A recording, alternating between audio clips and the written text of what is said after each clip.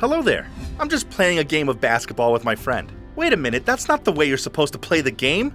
Basketball has rules. You can't hold the basketball like that with your hands. Do you know why we have rules in games like basketball? It's not to make us mess up, but to help us.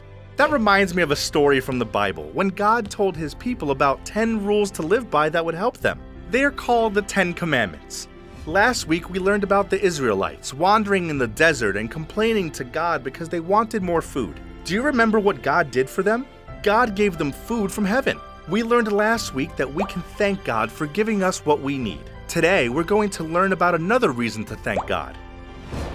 The Israelites were in the desert when they came to a mountain called Mount Sinai. On the mountain, there was thunder and lightning, the sound of trumpets, and a big cloud around it. Moses went up to the mountain, and God talked to him there. God told Moses 10 important rules, or commands, to help the people live.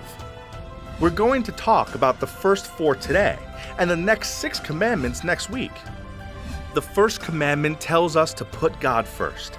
That means God is most important in our lives. The second commandment reminds us to worship God only. Worship means we show our love and thankfulness to God.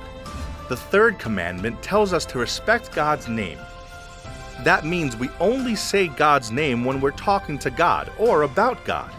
The fourth commandment reminds us to rest and worship. I mean, we can't work all the time, right?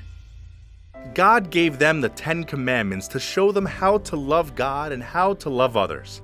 Love is more important than rules. God loves us, so the commandments are a plan to help us love God and love others.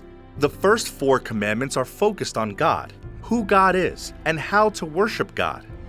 Just like the basketball game I was playing earlier went much better when the rules were followed. We know how to live our best lives with God's help. God cares for us so much. God wanted to give us all the help we need. We can thank God for being God.